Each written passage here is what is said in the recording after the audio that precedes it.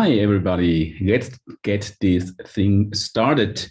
My name is Beat. I'm Managing Director here at Dept in Zurich. And today we will talk about how you can take digital marketing across borders and run campaigns internationally. And whether you are a startup or an established player in your market, you come to the point where you want to grow out of your home market and attract new customers in other countries. But how do you generate demand and how do you drive leads or sales in a new market, and where, what countries should you go first and why? As an agency with 2,000 people working from 30 offices in 13 countries, we have learned a thing or two. And so today we want to bring to you three speakers who will share their experiences and insights with you and will tell you how to get started. Before we properly start, please note that this session is being recorded and streamed live. So use your camera or not as you wish. And far more importantly, ask questions in the chat. We will try to do our best to answer them after the talks. There will be 3 talks, around 20 minutes each. And our first speaker is Melanie from Yokoy. And Melanie is co-founder and CMO of Yokoy. And Yokoy is a Swiss FinTech startup that automates spend management for companies. They started 2019 in Switzerland and are growing fast and have expanded into Germany and Austria since then. And luckily, Dept was able to help a little with that expansion. And so we could convince Melanie to talk tonight. And she will tell us what does it mean to build up an international brand and performance marketing strategy for a fintech. And she will probably also tell us about learnings from expanding beyond Switzerland when it comes to marketing.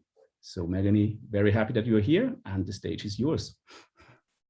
Thank you very much for this very kind introduction. I'm now just going to share, and can you now see my first slide?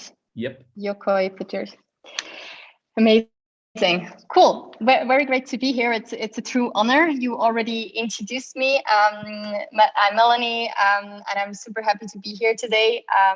And yeah, share a bit about my team's learning about building up a brand and performance marketing strategy for our fintech Yokoy, as well as our first insight about expanding beyond Switzerland. I must say we're in the middle of it, so many of the things I'm still learning. We are still gathering the data.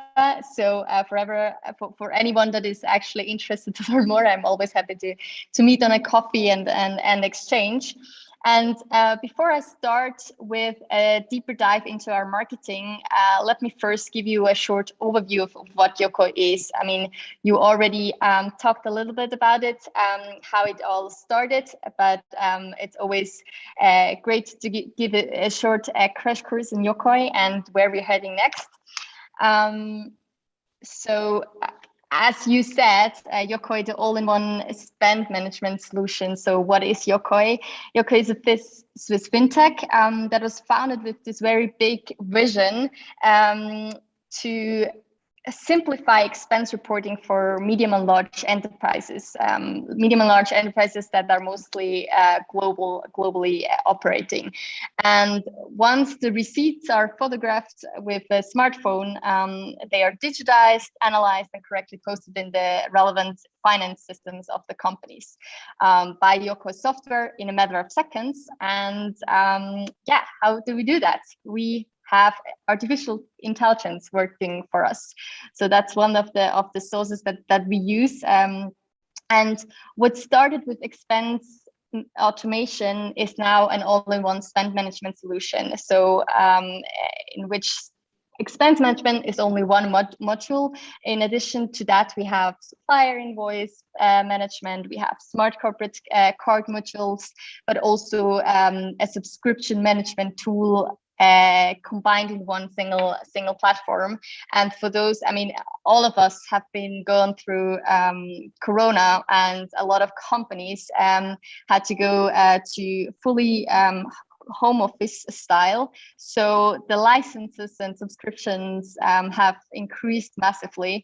And for everyone that is working in marketing knows, sometimes it's super hard to get the overview of when is what to do and how many licenses do we have. And this is exactly where Yokoy comes in. So you already mentioned that we started in 2019. We actually started as your expense robot, and there would be a whole talk about how it was to actually change the name. But I will talk about that maybe in another talk. But from 2019 on, like we expanded quickly into Austria, starting with an office there, also using a little bit the first mover advantage. Then in March 2021, we released the MasterCard for the Swiss customers. We acquired our first customer, then went into Germany, which I will be talking a little bit more about in an instant. We have been switching from an expense management solution towards a spend management solution with all that came with it, and are now we started with 5 co-founders. We're now more than 50 people. We are currently hiring a lot and have more than 500 customers, and are looking into next market. So that's a short overview of where we're heading it. So how did we end up here, and what did the past 2 years actually, what did they mean in terms of marketing? This was kind of the questions that you also asked, and to better understand where me and my team are coming from and why we are doing things the way we are doing, especially when it comes to digital marketing. Let me share maybe before I dive into what I think is crucial when it comes to great marketing. So first, as much as a company should invest into digital marketing, performance marketing, and what others call short-term sales activation, it should also invest into brand building. And I think it is an often overlooked fact that brands have value, and I don't only mean in terms of financial value, so that you can actually add this value of this brand to a balance sheet and your investor will also be happy, but also adding value in terms of fueling growth, employer branding, getting great talent that is interested to work for you, but also strengthening loyalty and supporting the business. And on top of that, and this is where it is connected with today's topic also, brand building makes performance marketing more effective, more efficient, more cheaper in the long term. So I'm a huge believer that brand building is not something that should concern only bigger companies and be an afterthought, but also something for startups or scale-ups as we see ourselves. And it should really be ingrained in the marketing strategy from the very beginning.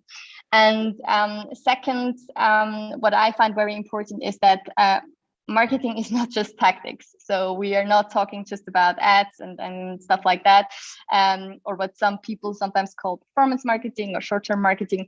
I see marketing heavily as divided into 3 parts. So diagnosis, strategy, and then only tactics. And tactics are based on the strategy, which in turn are based on a good diagnosis. And each part of it should really be assigned roughly the same amount. And I don't think that you can be you have successful tactics or a successful strategy if you don't do your homework with the diagnosis part. Yes, and so what does that mean for the marketing of our Swiss FinTech that was expanding into the new countries in the past 2 years? Of course, and this is also what I wrote on this slide, we had to do our homework. So we started as a Swiss FinTech. We were very connected in the Swiss market. We knew our target group. We knew the companies that we wanted to target to, but if you launch into a next country, what is really, really crucial is that you do the research, that you do the diagnosis part. And of course, this diagnosis part is very closely interlinked with the overall company strategy and the overall company research that you do anyways when you expand into new markets. But I'm a believer that marketing is very close linked and should always be also closely in interaction with management and of course the CEO. So what does the diagnosis or the homework mean for us, or what did it mean? We were lucky that we had already customers, as we are targeting like really bigger companies that are operating on a global level. So we had customers that had offices in these two markets, so in Germany, but also in Austria. And so what we could do is like really reach out to them and ask them, hey, how is the market there? How do things work in your departments? What are the like regulatory matters? We of course had to do like really proper market research, meaning doing a segmentation and a potential analysis in order to find out who is the audience there? How big are the companies? Do the buying personas we are speaking to in Switzerland reflect the buying personas that we want to target in these new countries? Like, do they have the same profiles and titles and team sizes in Germany and Austria? And we quickly realized that even though they have things in common, they also have a lot of differences. And I don't want to waste any marketing budget on target groups that are not our target groups, or buying personas that are not the ones we should be talking to. Another thing was also very important, and that is like, where do our buying personas get their information from? So on which channels are they? Are they rather on LinkedIn or Xing, or are they even completely offline? And what does the competitor landscape look like? So not only in terms of product offering, but really about how do our competitors position themselves, and what is their messaging? Where's the gap analysis, and where do we actually, as Yokoy, have a huge potential to play a big part and really leverage where we're strong in? And once we had this information, we then went into the strategy part, and based on the segmentation of the market, the buying persona, etc., we then built our strategy to really answer the three questions of who, what, how, and really like, who is the segment that we want to target in, to what is our like the famous SMART objectives that we want to achieve, and with that, like, which positioning are we using in the different markets? And I can already say, like, it's a different positioning when it comes to Germany, Switzerland, and Austria. And even though they're small, but they are. So that was super important.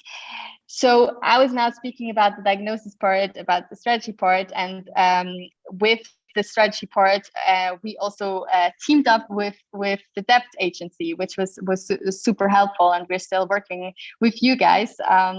And yes, I mean, I copied that from actually you, so I also named the source.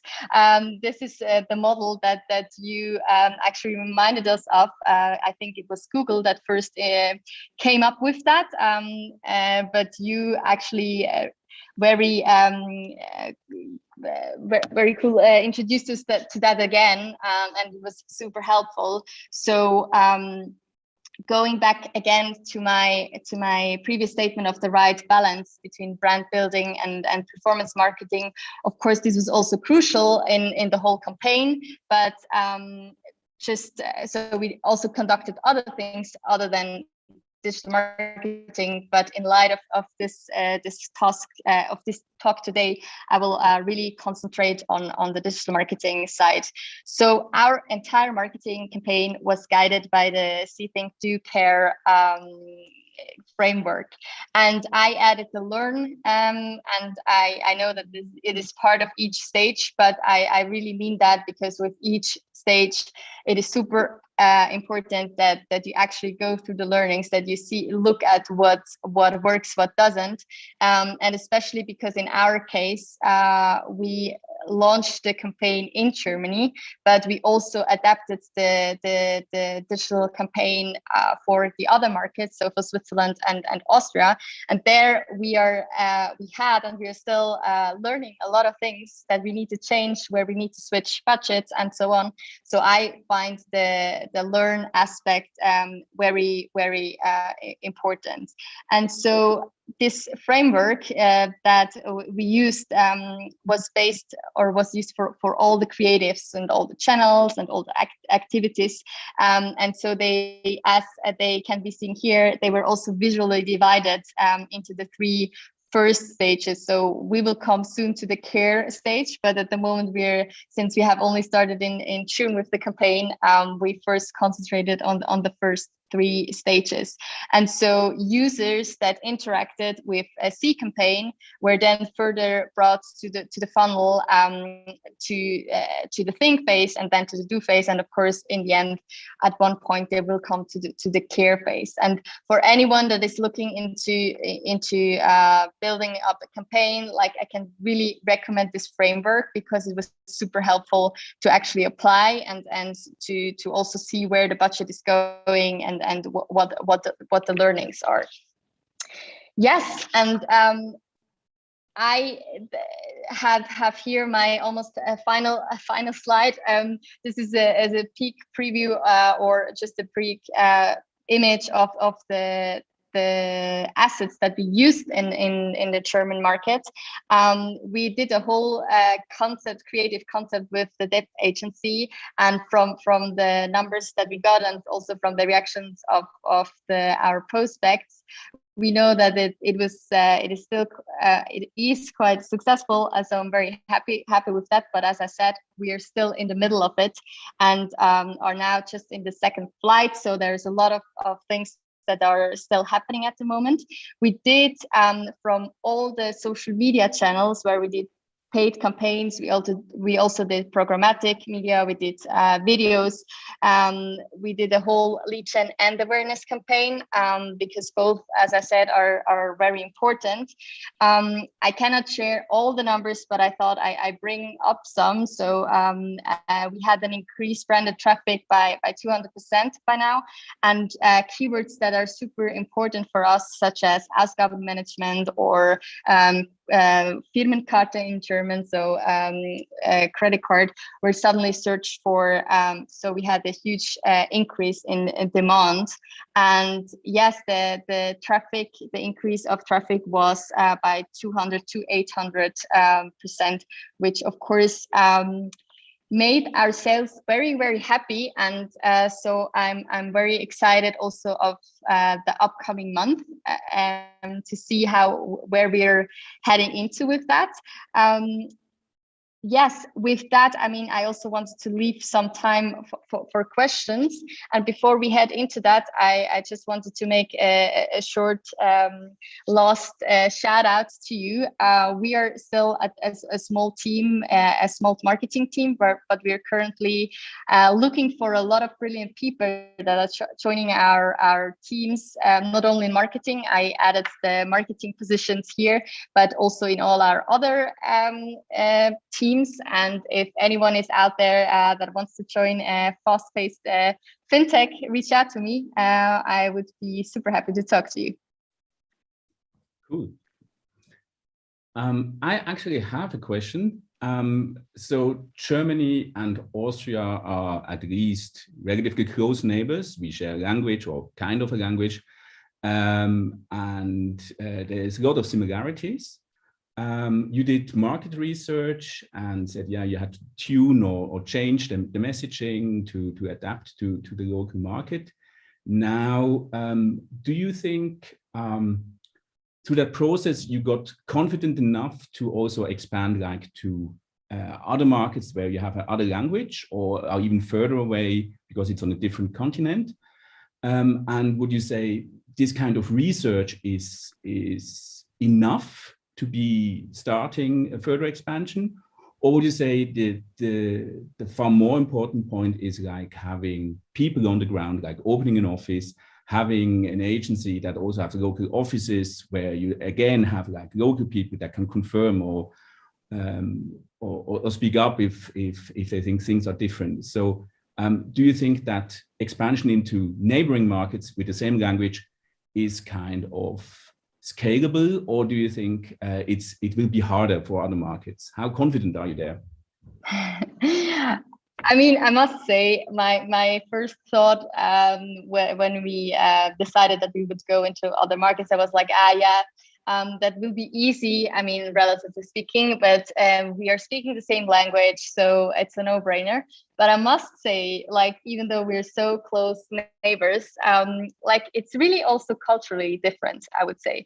And so when it comes to channels, when it comes to how do you even write to like the ads, how do you communicate, what is the process of a sales funnel? Like I can really say there are huge differences. So I think we learned a ton of just going into countries that speak the same language, but that really have different ways of communicating, different ways where they get information, and so on. So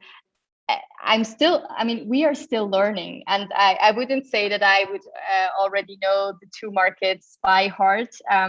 But to your point about building up teams there, I'm convinced that it is very, very important that be it agencies that are locally, or be it like even like team members who speak not only the language, because I also speak German and French, but it is a difference if you know like the fine, the really fine tones that you as a not native speaker will never be able to actually catch.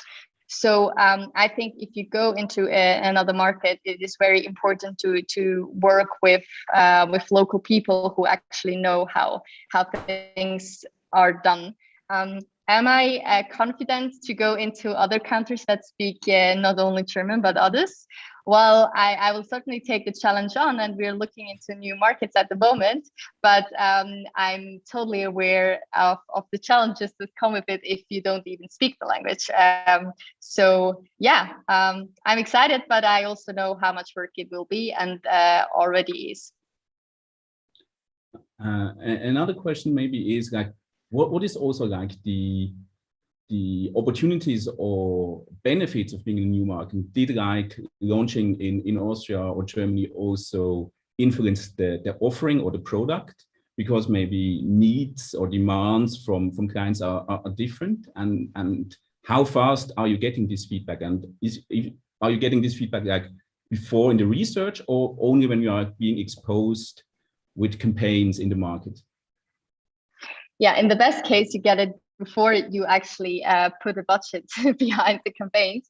But I think the approach is always testing. So what we did or are doing is also starting with a smaller budget and testing things out, be it having different copies, having different channels that you test, having different ways of activities.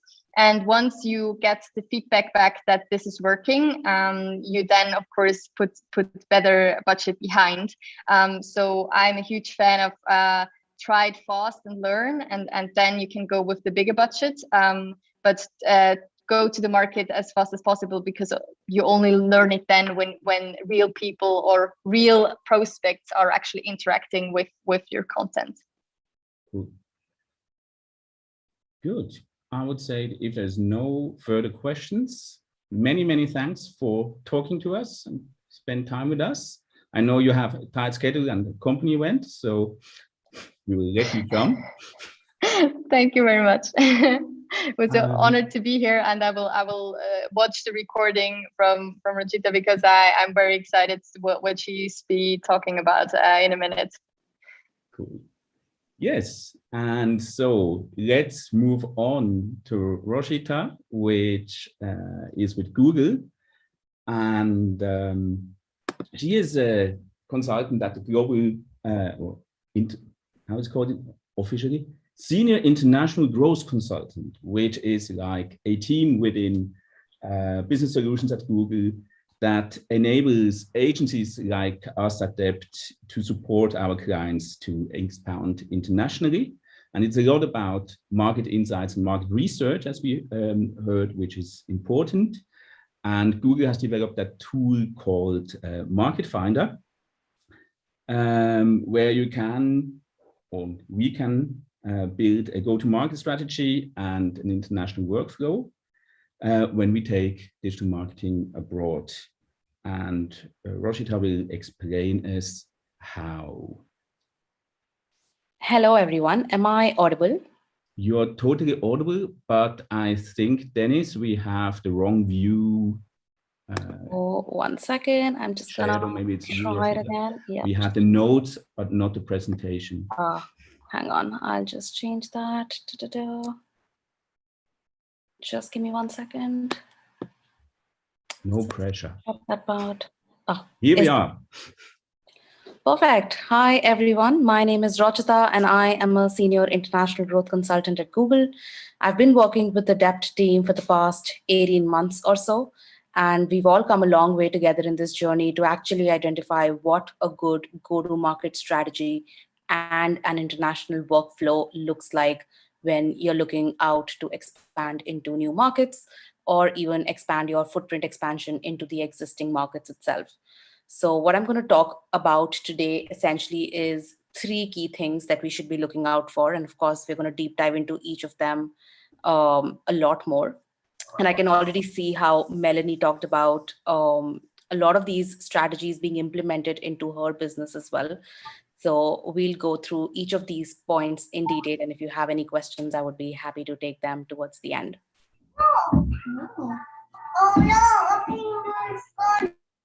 So let's start with the number.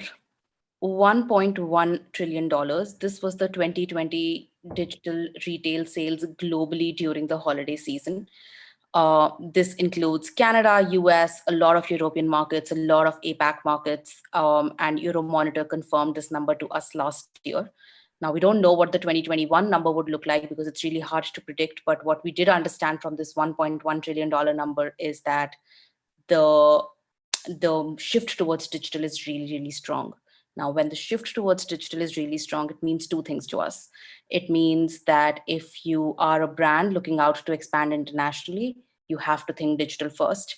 And the moment you think digital first, you have to understand that consumers are now moving towards shopping internationally because the accessibility is really easy for them now, which makes us think about, okay, if you have to look for either risk diversification or generate increase of market share or increase in revenue and sales, how quickly and easily can we diversify into new markets, and how much should we go out with in the first go? What type of a strategy and a workflow should we have? And before I move on, I also want to reflect on a very important number here that specifically for peak, because we are almost entering Q4, it's really important to understand that North America was actually the highest region with peak queries, and 47% of their queries came from North America, followed by Europe, which wasn't very far behind at 35%. And then the rest of the world is growing as well, which brings me to the point that basically query share internationally is growing at a very unprecedented pace. And we need to be very clever in spotting the opportunities that we want to look out for to ensure that we have the most amount of coverage across these markets, but also knowing which market to enter first, how much to enter, and when to enter.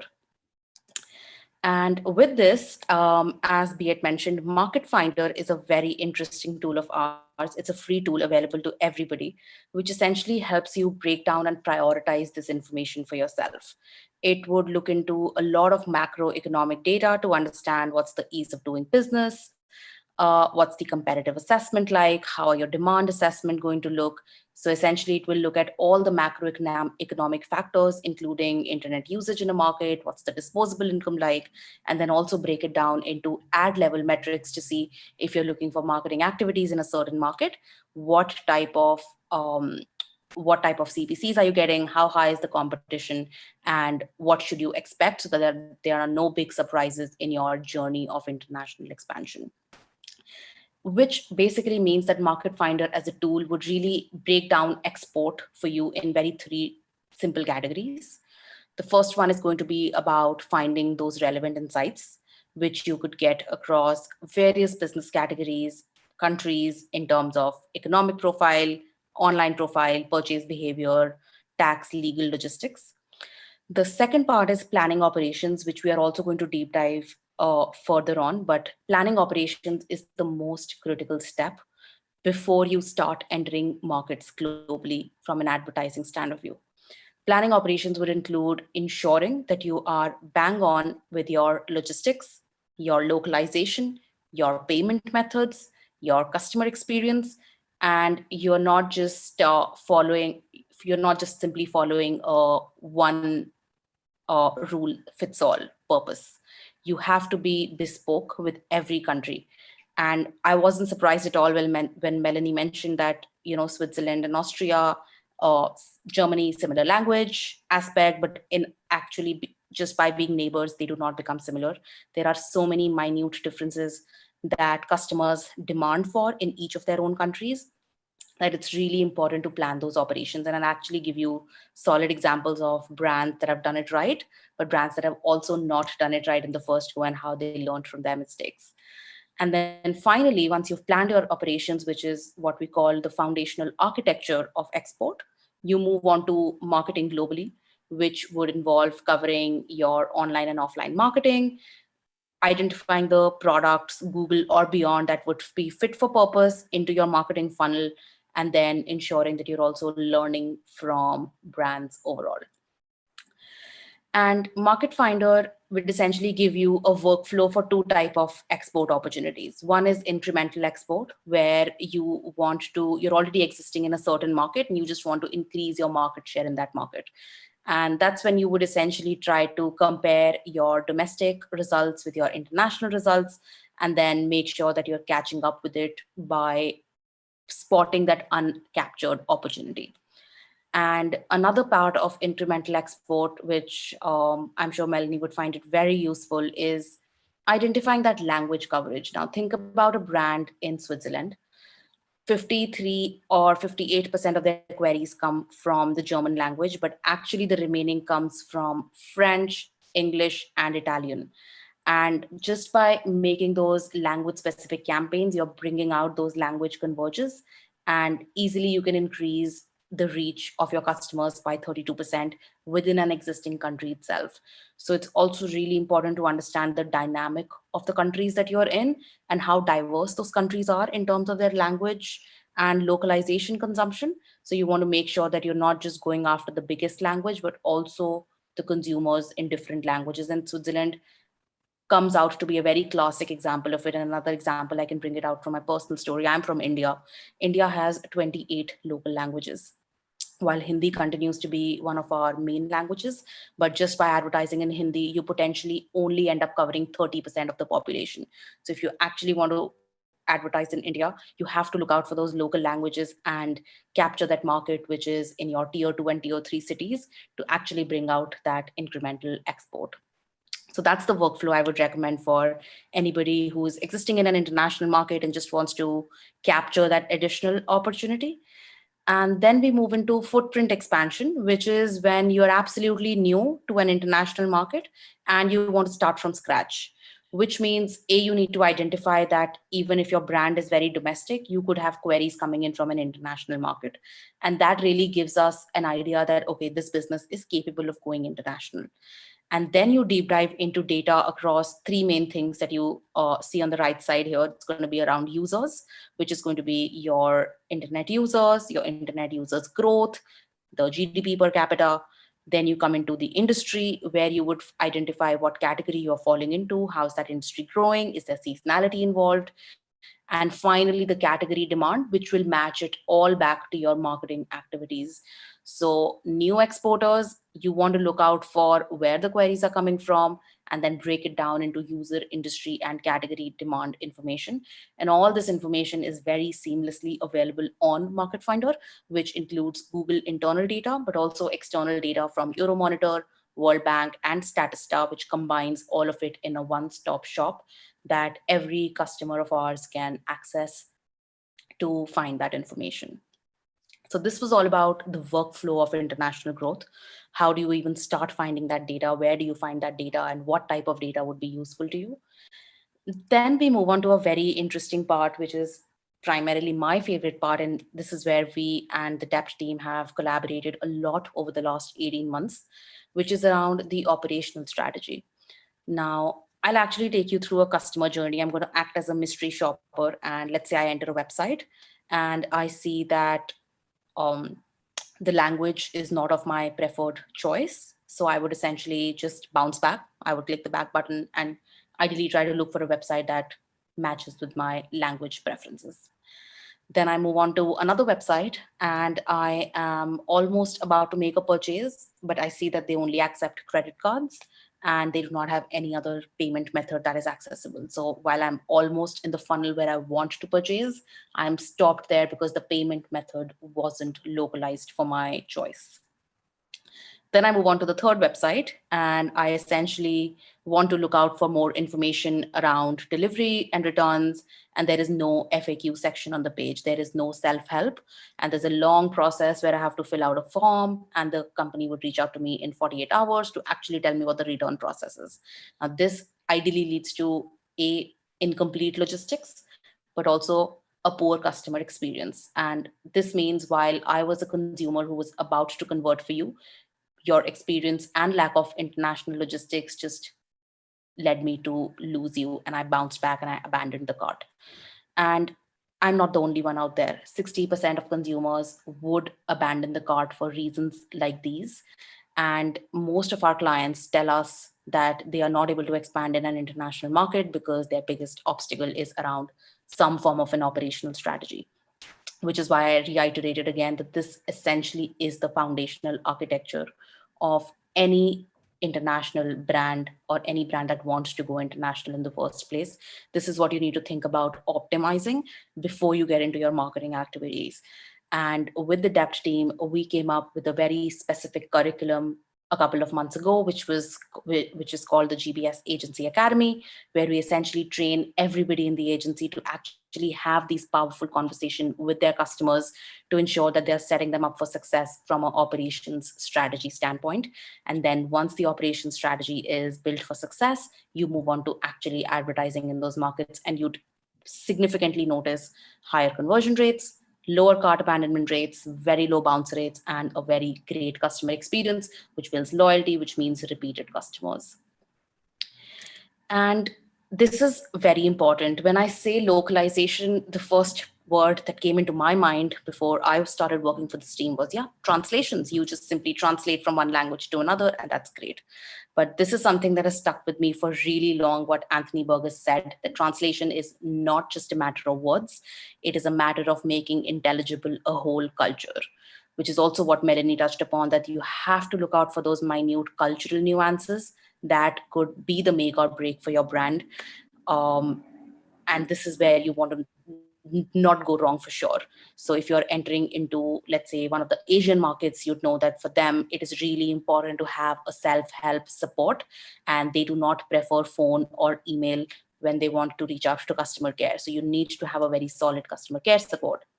Versus when you reach out to, when you're expanding into a market or in somewhere in the Americas, you'd know that for them, express delivery is absolutely a make or break of why they would ever order from a brand. So you need to offer and customize your logistics according to the fact that US customers would prefer something called as express delivery. And a third example is that in Germany, while most brands now offer e-wallets and bank e-wallets and debit and credit card payments, Germany is one of the countries that is still very big on bank transfers. And you need to acknowledge that this is what German customers want. So if you are an e-commerce brand who is looking to actually expand into the German market, you have to be mindful of their payment preferences. Which basically brings me to 4 solid areas of operations that you should be looking out for. It starts from localization, which of course is translations. But when you are translating, you also want to be mindful of the brand's tone of voice, how do consumers like to be communicated, and any nuances. Second is payments, which is where you want to optimize for international payments so that any regular customer in a local market can actually complete the purchase and not abandon the cart. And you also need to be up to speed with any new payment nuances coming up in the industry. For example, Klarna now offers buy now, pay later, and so many of these payment brands are now actually offering that buy now, pay later service, which is much appreciated by our consumers, and this is something you should look out for. The third is consumer experience, where we just talked about either your self-help support or even a lot of brands coming up with chatbot or chat translations or bilingual chat forums, which makes it easy for the customer to find their answer. And they also get all the answers in one go without having to switch too many tabs on the website. And the last part is logistics, which is where somebody has ordered, but if you want to give them the excellent customer experience for them to come back to the website, you need to think about the logistics, whether it's about delivery, returns, what do customers prefer, and how do you ensure that it's a seamless experience throughout to boost your performance and conversions. So this basically forms the solid infrastructure of operations, which everyone should be looking out for if you're an international brand and you want to make sure that your performance is to the point. And after the operations is set up, you essentially then look out for driving international automation and efficiency in your marketing activities, which particularly has 3 steps that we usually break it down to. You will first look out for local media planning. Now, this local media planning essentially means that you want reach, performance, and automation. This is how you would be able to do things at scale. And a very classic example I have here is how Netflix did their local media planning. Netflix was a brand that came out in the US a couple of years ago, and then now they exist in 190 countries. But do you think they entered 190 countries in one go? Absolutely not. The first country that they actually entered after being in the US was Canada. Again, very simple. There were similar language synergies, there was similar customer behavior, but still Canada was very different from the US, both in terms of size, but also in terms of consumer behavior.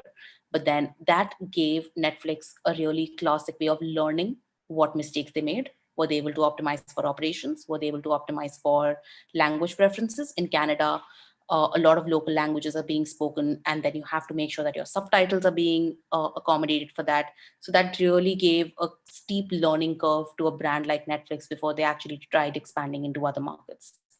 And then, of course, they took a crawl, walk, run approach. After identifying the markets that have similar language synergies and similar customer behavior, they went for the largest addressable opportunity. So that's local media planning for you. And I'm going to sneakily put in one of our products that really make it very effective for e-commerce and retail clients to make local media planning easy and in an automated way, which is smart shopping. The second is marketing budget allocation. This is, again, very, very critical because you want to think about seasonality and those micro moments and those big peaks that are really important in a certain country. And then you always also want to be on an always on approach where you're continuously showcasing your advertising efforts to the customers to make sure you're on top of their mind and their ad recall is really strong. So budget allocation should keep into mind both the factors that you want to be on high on ad recall for your customers, but also look out for those micro moments and large peaks that could be the make or break of your sales season. And finally, cannot stress more on the fact that localization is actually going to be extremely important in your international growth journey. And by localization, I mean translations, but also looking out for the 4 other operational areas that we spoke about to ensure that the entire customer journey for a user is very seamless. And that's how you go towards optimizing it to boost performance. So these are the 3 tips I leave with everybody who talks about international expansion, that you need to be focused on media planning, budget allocation, and in the background, localization should be something that you think about all day, every day. And with this, I just want to basically call out the partnerships that the Dept team and I have been having in the past 18 months. The International Growth Agency program actually started last year in April, and Dept was our first agency in Netherlands, and Zurich that we ended up onboarding as a part of this program. And this partnership continues to build where we educate, enable, and empower everybody at Dept to ensure that they're having powerful international growth conversations. And being one of my favorite agencies at Google, we also want to make sure that all the pilot and the beta services are actually reaching out to them first. So we test out all our international growth pilot projects with them to get the right feedback, shape it better for our customers in future, and ensure that our agencies are being the powerhouse of international expansion. Thank you so much. Thank you. Let's see if there's any questions dropping in. Not at the moment. So you talked that we invested quite a bit in like onboard people on our side to work with that incredible amount of information that's available in Market Finder and put that meaningful together. Would you say, since the tool is available on a self-service basis, that a company wanting to look into expanding abroad can use that themselves as well? Do you think it's kind of good enough for self-service also, or do you need this kind of conversation to really come to a point where you can make meaningful decisions? Right, that's a very good question, Beat. So we as Google always look out for user first experience in any website we try to build, and same goes for Market Finder as well. So I'd say the usability in terms of self-serve is really high. However, it is only natural for anybody to feel very intimidated when you see so much data in front of you and it's hard to make meaning for it. So a conversation, guidance from your agency or any other partner, guidance from Google is extremely crucial at every stage. So I'd say, while you can make what you want to make of that data because it's all available to you and it's easily accessible and understandable, you are, if you're getting intimidated by, okay, I still don't get what data to use first, how to prioritize. Market Finder has a lot of case studies, so you should be reading out for how brands similar to yours have actually overcome these struggles of international expansion. And B, always look out for advice from your agency partners to ensure they're right, guiding you in the right direction, because they come with a lot of experience and they have had their own share of mistakes that they must have made in the past that they've learned from. Mm-hmm. Yeah, maybe sticking to that, what do you see? I mean, you get like the blueprint, what are the most important points, and what is usually maybe kind of neglected or not highest on the radar, and therefore you need to focus on. But is there also like top 3 of kind of pitfalls or common mistakes, common misconceptions that you come across again and again, like where you just say, oh yeah, if there's like 2 or 3 points, these are the ones that you might like be trapped with? That's an interesting one. I think one pitfall that I've come across a lot now is, especially for clients that want to build out any form of a video strategy. A video or a production that you've made for a certain country may not work in another country, but I also understand that video production customized for every country could get expensive. But at the same time, it's a trade-off that you make, that if you're showcasing a video, let's say, of an American person to a Japanese, to a country like Japan, it may not fall really well. So I think creative production is one pitfall that I would really call out as, do not just scale out one produced video for one country, because it may not land well. And you're still going to spend that marketing budget, but it will not give you the results you need. So you'd rather take a step back, reproduce the video for a local purpose and repurpose it. That's pitfall number 1. And another pitfall that I usually see with a lot of startups, and I wouldn't blanket say that, but the excitement of international growth can sometimes overpower a strategy that you want to go ahead with. I want to go abroad, and I'm going to go abroad in 50 countries together is a very great ambition, but at the same time, it could sometimes lead to a lot of mistakes, or you do things too fast, too quickly, and that could just have a lot of things that you overlook. And then this may give you the great results in the short term, but then you'll start seeing those results to fall down, and you'll come back to the same point where then you start customizing for every single country. So I'd say slow down in the process. International growth doesn't happen overnight. And we all come We all have targets of some form. We are all chasing quarterly or annual targets. But at the same time, if you want to build a robust strategy, you want to ensure that it's built for purpose, it's built the right way. So go slow and have a plan in place. Usually we try to do a 60, 30, 90-day plan. And then beyond that, we do a 2-year plan and a 5-year plan of what your brand should look like for international growth and stick to it. Of course, if you overachieve it, it's great, but do not go out to all countries at once. That's the second pitfall I would call out. Cool. Thank you so much, Rochita, for being with us. Thank you so much for having me. This was an honor. Thanks a lot. Thank you. So then I would say we move on to our third and final talk for today, which is a campaign that we want to talk about, which has scaled up quite a bit. The last talk is from our Debt colleague, Sanna from Denmark. Sanna is the lead paid search consultant in our Copenhagen office, and she will talk about JYSK. JYSK is an iconic Danish retail chain with more than 2,800 stores in more than 50 countries. And Sanna will show you how we managed to generate great results for JYSK with digital marketing in over like 20 national markets. Because of last-minute organizational challenges, we were not able to bring Sanna live in here, so we have pre-recorded the talk. Fabienne, my colleague Fabienne, did that with her, and she also will ask a couple of questions in the end. So it's kind of the non-live part in the live Debt talks. So let it roll.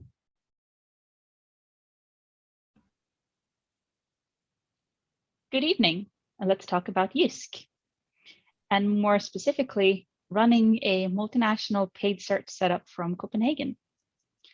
But first, a little bit about JYSK. So JYSK is a global furniture and homeware retailer, also known in some countries as Danish Bettenlage. They operate over 3,000 brick and mortar stores across 51 countries globally, as well as a web shop. And they are a mixture of directly operated and franchised stores. As I mentioned, they are a global business and present across large parts of Europe. So we run 25 of their markets, the ones marked in blue, through our JYSK Nordics team at Debt. The gray markets, they run in-house by themselves out of their German offices, and the white ones are franchise markets that are run also by us through our JYSK Baltics team. So that means that we run localized paid search in a total of 29 markets for JYSK, all out of the Denmark office in Copenhagen. To do this, we have 3 pillars that we rely on, and they are a uniform setup with a local flavor, as well as communication. So starting off with the setup, to make sure that everything is as manageable as it possibly could be, we've built all our accounts on the same framework. That means that we can build out, manage, and analyze our accounts at scale. So, for example, if we want to know how garden furniture is performing across Southern Europe, we can easily identify the correct segment across all of our accounts. It also makes managing the activity much more straightforward, as we can make one plan that we can then apply to all markets where it's relevant, and not to the ones where it's not. So on top of this, we've developed some tools that help us doing this. As JYSK is running e-commerce, we're dealing with a lot of product feeds. So a feed management tool that allows us to make uniform tweaks to all the feeds is an absolute must. We also use Search Ads 360, which is a platform where we can manage both Google and Microsoft ads together, as well as leveraging their machine learning algorithms to help manage the day-to-day of the accounts. We're also running BigQuery and Data Studio for reporting, as we have a lot of data that we need to be able to slice and dice and report on over pretty long time frames. So as we're dealing with some large, both internal and external teams, we're also using a project management system that allows us to collaborate both across teams and within sub-teams of the larger JYSK team that we have. So these are some of the examples of tools and frameworks that we've put in place, both to ensure as good performance as we possibly can, but also to ensure that we manage the accounts as efficiently as possible, which of course in the end is saving everyone both time and money. Because the larger setup you have, the more complex it gets and the more time consuming it gets. So the larger the setup, the more important really it is to consider using the tools that are available for this kind of marketing in the smartest way that you can, because otherwise it can easily become a time trap to individually consider individual keywords and whatnot across however many campaigns, across however many accounts, and that's just not feasible even if you have a large team. So leveraging tools, platforms, and machine learning is really key for us to be able to manage this at scale. It's important to bear in mind that a streamlined framework doesn't have to be rigid, because things are different between markets and we need to be able to support that. So different markets can have different focus areas. They can run sales at different times. They can also have different technical features available to them within the platforms that we use, because Google tends to roll out features in one or a few markets first and then expand it to other markets later. So that's also something that's just not ever going to be uniform between all markets. So if we, for example, need to focus on a certain segment in one market, we can do that through the structure that we've built. And when new feature become available from Google, our decision making around how to implement them is always strategic to ensure that the way it's implemented is then scalable to other accounts and other markets as it becomes available there as well. Because it just doesn't make any sense for us to implement new things in a way that's going to be very time and work heavy for scaling in new markets. That's just setting ourselves up for failure pretty much. So we really need to think about new features and how it can be beneficial to us, but in the most efficient way we possibly can. And of course, there's no true local flavor without locals. So we have a large team of assistants in our office. They are typically international university students and they work part-time with us while they're getting their degree. So this way we can have a large global in-house team that's still financially sustainable for our business.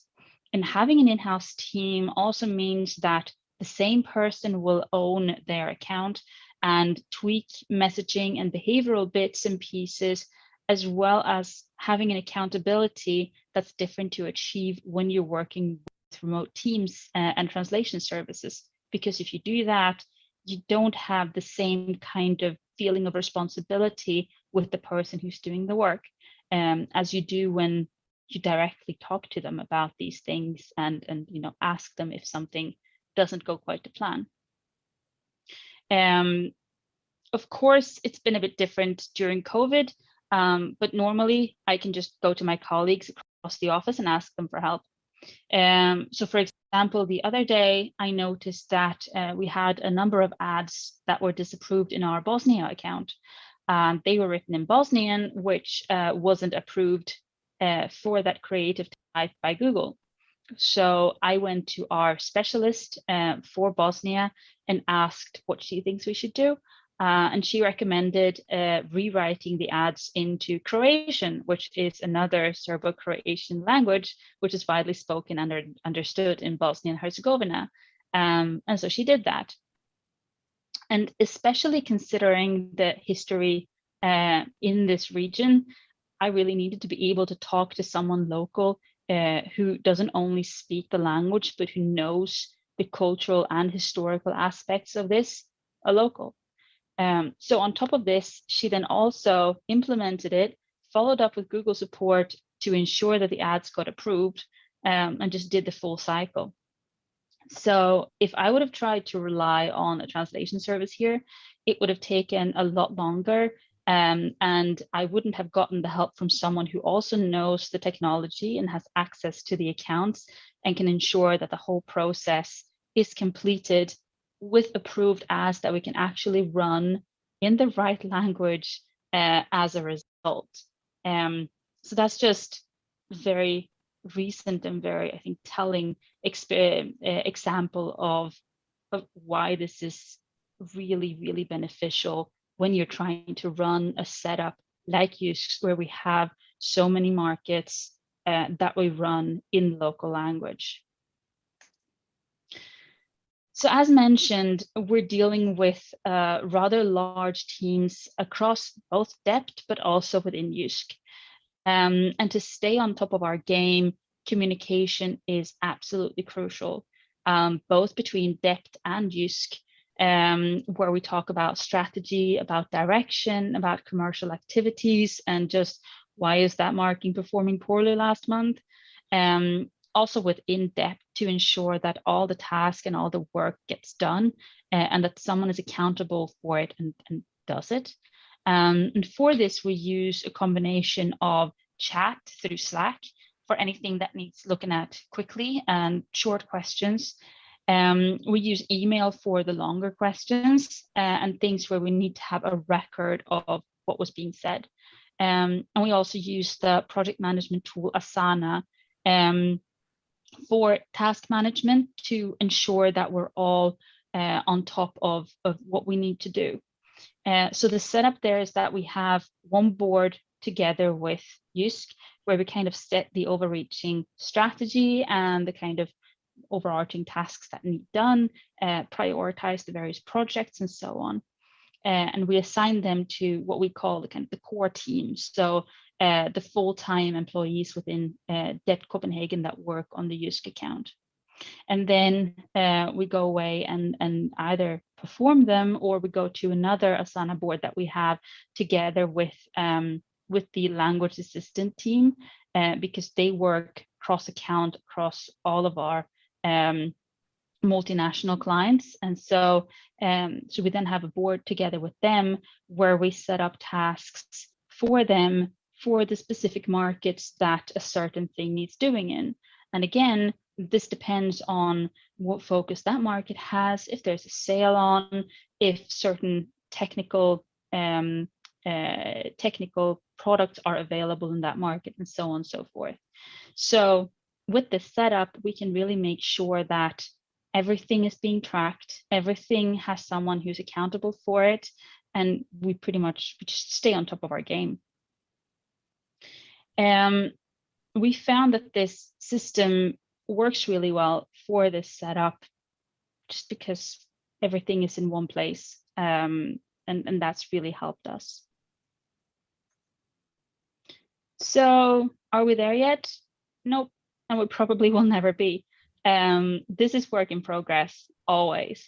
We live in a world and we work in an industry that's just ever changing with the technology and with the large tech companies, Google, that just keep evolving and keep innovating and keep working on their offering. But we learn, we live and we learn, and we keep improving our setups. So for example, the fact that we use Slack is not very old.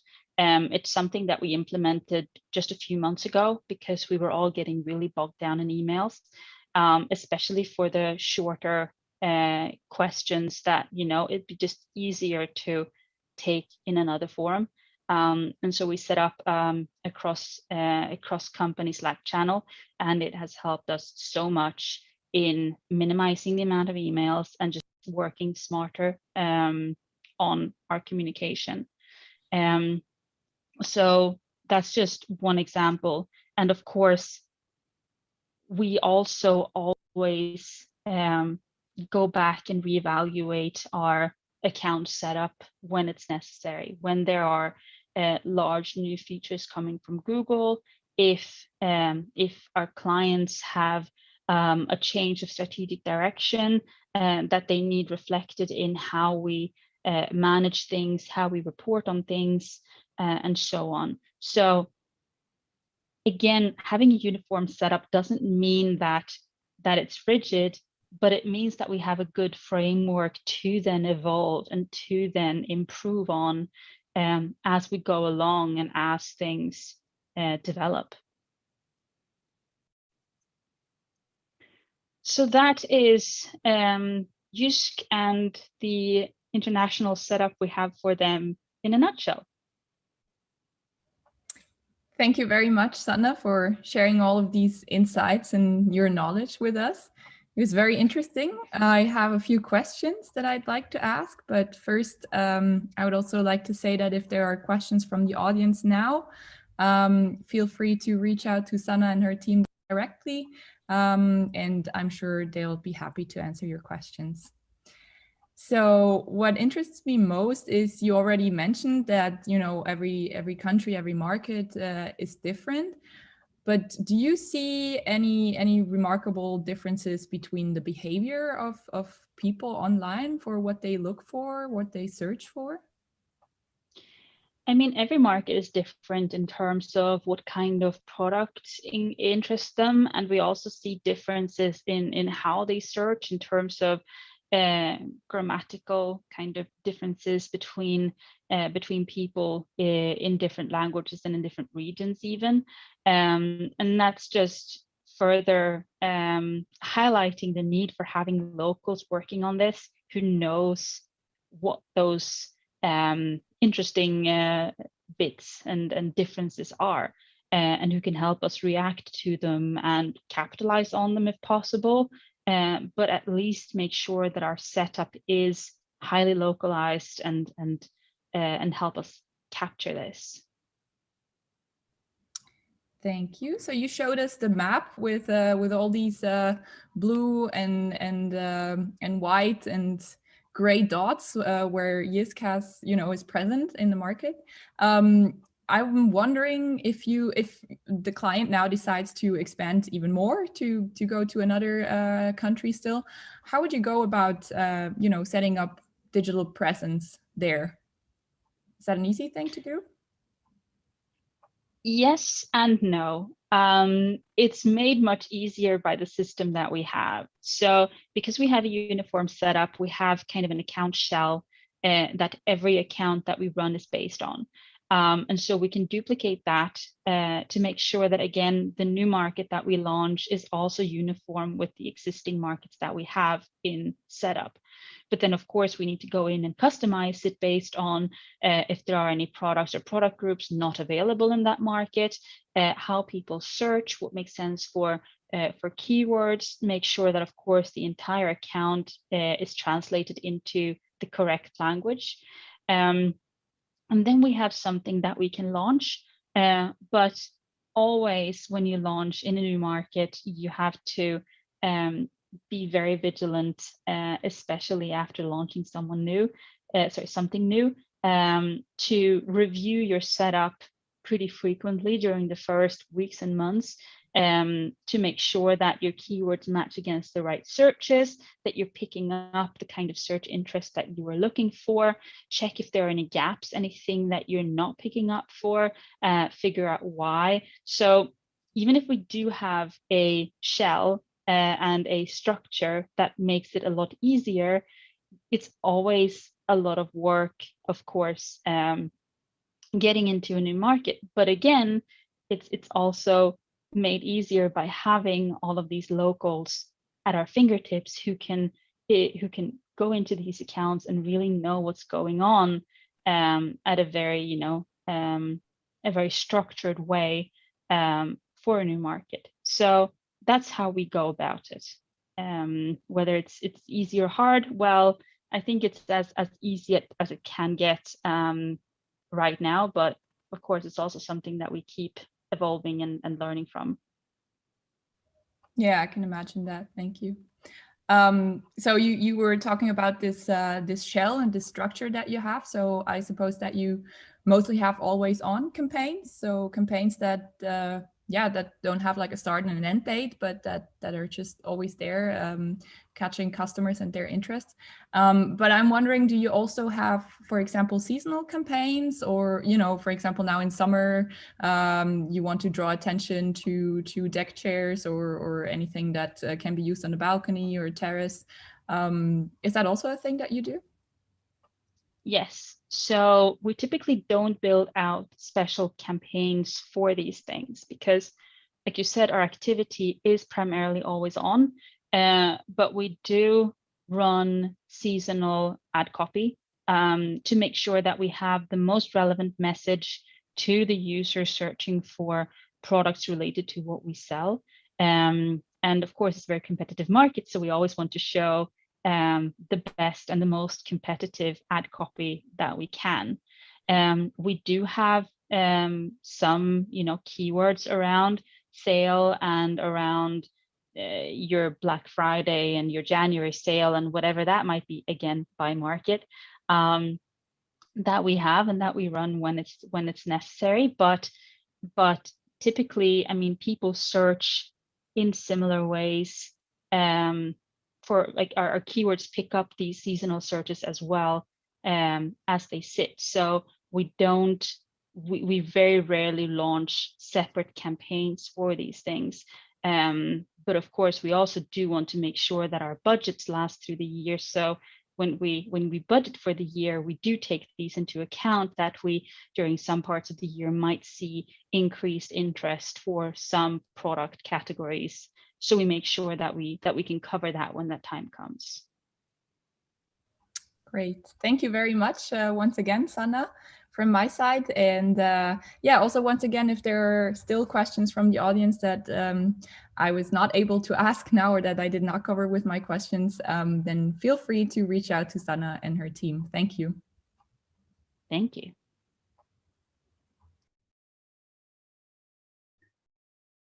And the big thank you also from my side to Melanie, Rochita, and Sanna.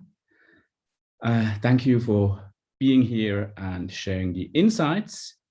And to the audience, a big thank you to you for joining in. The talks today have been organized by Fabienne and Dennis, which will make sure that you will receive the recording of today's session during the course of the next week. And the last thing I have to mention is our next Debt Talks Live, which will take place on Thursday, October 28 at 5 p.m., again live on Zoom. And the topic will be the latest developments in advertising on YouTube. So I hope to see you next time. Goodbye and have a good time.